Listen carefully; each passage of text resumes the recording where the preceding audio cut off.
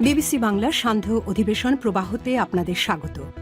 আজ আপনাদের সাথে লন্ডন স্টুডিও থেকে আছি মানসী বড়ুয়া। বাংলাদেশের সর্বশেষ গুরুত্বপূর্ণ আপডেট সংবাদে আপনাকে স্বাগত। শুরুতেই সংবাদ শিরোনাম, পরে বিস্তারিত। প্রথমেই জানাবো আমাদের হাতে থাকা সর্বশেষ গুরুত্বপূর্ণ সবথেকে তাজা আপডেট সংবাদ। তারেক রহমানের সঙ্গে জরুরি বৈঠকের পর জাতীয় ঐক্যের ইঙ্গিত দিলেন জামাতের আমির। নির্বাচন পরবর্তী রাষ্ট্র গঠন ও জাতীয় ঐক্যের লক্ষ্যে নতুন রাজনৈতিক সমীকরণের ইঙ্গিত দিয়েছে বাংলাদেশ। জামাত ইসলামের আমির ডাক্তার শফিকুর রহমান বিএনপির ভারপ্রাপ্ত চেয়ারম্যান তারেক রহমানের সঙ্গে বৈঠক শেষে তিনি আগামী ৫ বছরের জন্য দেশ গঠনে বৃহত্তর ঐক্যের বার্তা দিয়েছেন। জামাত ইসলামের পক্ষ থেকে বিষয়টি নিশ্চিত করা হয়েছে। গুলশানে তারেক রহমানের সঙ্গে বৈঠক করেন জামাতের আমির। এরপর জানাবো, এবার বিমানে রেকর্ড ১১,৫৫৯ কোটি টাকায় নিট মুনাফা বেড়েছে ১৭৮ ভাগ। জাতীয় পতাকাবাহী সংস্থা বিমান বাংলাদেশ এয়ারলাইন্স বিগত ২০২৪-২৫ অর্থবছরে রেকর্ড পরিমাণ আয় ও মুনাফা অর্জন করেছে। এই অর্থবছরে সংস্থাটি ১১,৫৫৯ কোটি টাকা আয় করেছে, যা পূর্ববর্তী অর্থবছরের তুলনায় ৯.৪৬% বেশি। একই সময়ে বিমানের নিট মুনাফা হয়েছে ৭৮৫.২১ কোটি টাকা, যা আগের বছরের তুলনায় ১৭৮% বেশি। এদিকে হাদি হত্যা সঞ্জয় ফয়সালের দায় স্বীকার। ইনকিলাব মঞ্চের মুখপাত্র শহীদ শরীফ ওসমান হাদি হত্যা মামলার প্রধান আসামি সহযোগী সঞ্জয় চিসিম ও মোহাম্মদ ফয়সাল আদালতে দায় স্বীকার করে স্বীকারোক্তিমূলক জবানবন্দি দিয়েছে। তাদের শাস্তি শুরু হচ্ছে। জানাবো, বিটিআরসি ভবনে হামলা, আটক ৩০। শুল্ক না কমিয়ে ন্যাশনাল ইকুইপমেন্ট আইডেন্টিটি বা রেজিস্টার এনআইআর কার্যক্রম চালুর প্রতিবাদে বিটিআরসি ভবনে হামলা ও ভাঙচুর করেছে বিক্ষুব্ধ ব্যবসায়ীরা। তারা বলেছে, আমাদের শুল্ক না কমিয়ে এনআইআর চালু করার ঘটনায় আমরা এই ধরনের হামলা করেছি। এমন ঘটনা ঘটার পর সেনাবাহিনীর সদস্যরা সেখানে এসে পরিস্থিতি শান্ত করে এবং সেখান থেকে অন্তত ৩০ জনকে আটক করা হয়েছে, যারা হামলা ও ভাঙচুরের সঙ্গে যুক্ত ছিল। এবং সর্বশেষ জানাবো, মুস্তাফিজকে দলে নেয় শাহরুখ খানকে বিজেপি নেতার হুমকি। ইন্ডিয়ান প্রিমিয়ার লিগ বা আইপিএল নিলামে রেকর্ড ৯,২০,০০,০০০ রুপি খরচ করে বাংলাদেশের তারকা পেসার মুস্তাফিজুর রহমানকে দলে টেনেছে শাহরুখ খানের দল কলকাতা নাইট রাইডার্স কেকেআর। তবে বাংলাদেশ ও ভারতের মধ্যে কূটনৈতিক উত্তেজনার মধ্যে এমন সিদ্ধান্ত নিয়ে কিছুটা বিপদে পড়েছে বলিউড বাদশা। ভারতীয় জনতা পার্টি বিজেপির উত্তরপ্রদেশে রাজ্যের এক নেতা শাহরুখ খানকে কড়া ভাষায় আক্রমণ করে তিনি বলেছেন, মুস্তাফিজুর রহমান তিনি যদি আমাদের দেশে ঢুকে তাহলে বিমানবন্দর থেকেই নাকি মুস্তাফিজুর রহমানকে তারা আটক করার চেষ্টা করবে। কতটা সন্ত্রাসী হলে এমন কথা বলতে পারেন তিনি, যে মুস্তাফিজুর রহমানকে নাকি এই বিজেপি নেতা শুভেন্দু ক্ষতি করবে। এর আগে এই বিজেপি নেতা শুভেন্দু হিন্দু হয়ে তারপর কুরবানির ঈদের সময় এক মুসলিমের বাড়ি থেকে ২ বাটি গরুর গোশত খেয়েছিল। এখন আবার নতুন করে তিনি মুস্তাফিজুর রহমানের পেছনে লেগেছে। তবে শাহরুখ খানের পক্ষ থেকে এ বিষয় নিয়ে এখনো কোনো বার্তা দেয়া হয়নি। প্রিয় দর্শক, এতক্ষণ শুনছিলেন সংবাদ শিরোনাম, এবারে বিস্তারিত। তবে তার আগে বন্ধুরা, অনুরোধ থাকবে এই সংবাদটিতে একটি লাইক দিন। এই চ্যানেলে আপনি নতুন হয়ে থাকলে আমাদের সংবাদটি দেখতে দেখতে চ্যানেলটি সাবস্ক্রাইব করে রাখুন। কমেন্ট করে বন্ধুরা আপনার মূল্যবান মতামত জানিয়ে দিন আপনি বিশ্বের কোন দেশ থেকে বা বাংলাদেশের কোন স্থান থেকে আমাদের সংবাদটি দেখছেন এবং শুনছেন। আর বন্ধুরা, সংবাদটি আপনার সোশ্যাল মিডিয়া ফেসবুকে শেয়ার করে বন্ধুদেরও দেখার সুযোগ করে দিন। গাজা যুদ্ধে আপনি যদি নিরীহ ফিলিস্তিনিদের ভালোবেসে থাকে, কমেন্টে ইয়েস লিখে বিশ্ববাসীকে জানিয়ে দিন। এবারে বিস্তারিত। তারেক রহমানের সঙ্গে বৈঠকের পর জাতীয় ঐক্যের ইঙ্গিত দিলেন জামাত এবং বিএনপির নেতারা।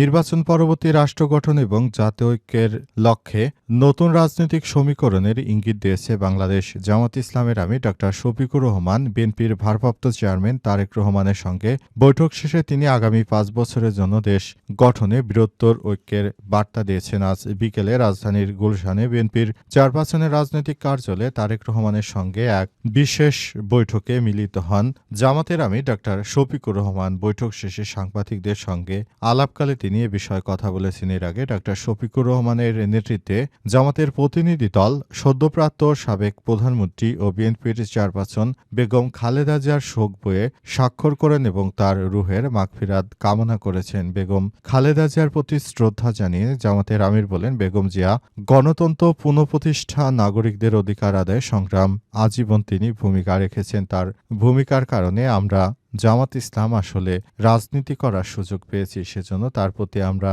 এখনো চিরকৃতজ্ঞ হয়ে থাকব। আমাদেরকে যখন রাজনৈতিকভাবে নিষিদ্ধ করা হলো, জিয়াউর রহমান যখন জীবিত ছিলেন তখন তিনি আমাদেরকে রাজনীতি করার জন্য সুযোগ দিয়েছেন। আমাদেরকে যেহেতু তিনি রাজনীতি করার সুযোগ দিয়েছেন, সে কারণে আমরা নতুন করে কিন্তু রাজনীতি করার সুযোগ পেয়েছি। তাই বলতে চাই, তিনি আমাদের জন্য আসলে আশীর্বাদ হিসেবে ছিলেন। তার মতো একজন মহিয়সী নেতৃত্ব আমাদের জন্য অনেক বড় ভূমিকা রেখেছে। আমরা পুরো বাংলাদেশের মানুষ তার প্রতি চিরকৃতজ্ঞ। সেই কৃতজ্ঞতার স্বরূপই বলতে চাই, তার যখন নামাজে জানাজা অনুষ্ঠিত হয়েছে তখন কিন্তু আমরা পুরো দেশের মানুষ অনেক বেশি আশাবাদী ছিলাম এবং সে অনুযায়ী আমরা কিন্তু সবাই একসঙ্গে কাজ করেছি এবং আমরা বলতে চাই এবারের জাতীয় সংসদ নির্বাচনটা হবে ইতিহাসের সবথেকে ভালো মানের একটি নির্বাচন বলে মন্তব্য করেছেন তিনি। বিমানের রেকর্ড 11,559 কোটি টাকা আয়, নিট মুনাফা বেড়েছে 178%। জাতীয় পতাকাবাহী সংস্থা বিমান বাংলাদেশ এয়ারলাইন্স বিগত 24-25 অর্থবছরে রেকর্ড পরিমাণ আয় ও মুনাফা অর্জন করেছে। এই অর্থবছরে সংস্থাটি 11,598 কোটি টাকা আয় করেছে, যা পূর্ববর্তী অর্থবছরের তুলনায় 9.46% বেশি। একই সময় বিমানের নিট মুনাফা হয়েছে 785.21 কোটি টাকা, যা আগের বছরের তুলনায় 178% বেশি। বৃহস্পতিবার 1 জানুয়ারি বিমান বাংলাদেশ এয়ারলাইন্সের এক সংবাদ বিজ্ঞপ্তিতে এই তথ্য জানানো হয়েছে। বিজ্ঞপ্তিতে বলা হয়েছে, 2024-25 অর্থবছরে বিমানের 1,602 কোটি টাকা অপারেশনাল মুনাফা অর্জিত হয়েছে। নিয়ে টানা পঞ্চমবারের মতো লাভের ধারা অব্যাহত রেখেছে সংস্থাটি। উল্লেখ্য, সর্বশেষ 10টি অর্থবছরের মধ্যে 9 বারই নিট মুনাফা অর্জন করেছে বিমান বাংলাদেশ এয়ারলাইন্স। বিগত অর্থবছরে বিমান তার বহরে থাকা 21টি উড়োজাহাজের মাধ্যমে দেশি বিদেশি 30টি গন্তব্যে মোট 33.83 লক্ষ যাত্রী পরিবহন করেছে। যাত্রী পরিবহনের এই সংখ্যা পূর্ববর্তী অর্থবছরের তুলনায় 1% বেশি করেছে এবং অনেক অংশেই তারা মুনাফা লাভ করেছে। এর আগে শুধু শোনা যেত যে বাংলাদেশে নাকি যে কয়টি সেক্টর রয়েছে প্রতিটি সেক্টরে শুধু লস আর লস, কিন্তু এখন দেখা যাচ্ছে অন্তর্বর্তীকালীন সরকারের প্রধান উপদেষ্টা দায়িত্ব গ্রহণ করার পর শুধু লাভ করছে বিভিন্ন সেক্টর থেকে। তবে অন্তর্বর্তীকালীন সরকারের প্রধান উপদেষ্টা ক্ষমতা গ্রহণ করার পর যতটা শোনা গিয়েছিল অমুক দেশ থেকে এত দেবে, তমুক দেশ থেকে তত দেবে, কিন্তু প্রকৃতপক্ষে বাংলাদেশে যে বিদেশিরা রয়েছেন, প্রবাসী ভাইরা রয়েছেন, তারা যে রেমিটেন্স পাঠাচ্ছেন সেটি বাংলাদেশের একমাত্র সম্বল বলে মনে করা হচ্ছে। কারণ এছাড়া কিন্তু বাংলাদেশের অতটা কোনো লাভ আসছে না কোনো সেক্টর থেকে।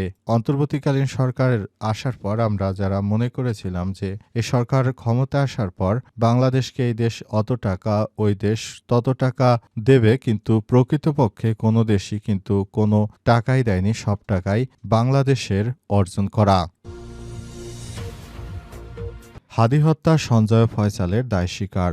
ইনকিলাব মঞ্চের মুখপাত্র শরীফ ওসমান হাদি হত্যার মামলায় সাবেক প্রধান আসামির সহযোগী সঞ্জয় চিশিম ও ফয়সাল আদালতে দায় স্বীকার করে স্বীকারোক্তিমূলক জবানবন্দি দিয়েছে। বৃহস্পতিবার 1 জানুয়ারি ঢাকা মেট্রোপলিটন ম্যাজিস্ট্রেট জামশেদের আলমের আদালত তাদের জবানবন্দি রেকর্ড করে। এর আগে তাদের 2 জনকে আদালতে হাজির করা হয়। এরপর মামলার তদন্ত কর্মকর্তা ডিবি পুলিশের পরিদর্শক ফয়সাল আহমেদ তাদের জবানবন্দি রেকর্ড করার আবেদন আবেদন করেন। আবেদনের পরিপ্রেক্ষিতে আদালত তাদের জবানবন্দি রেকর্ড শেষে কারাগারে পাঠানো হয়েছে।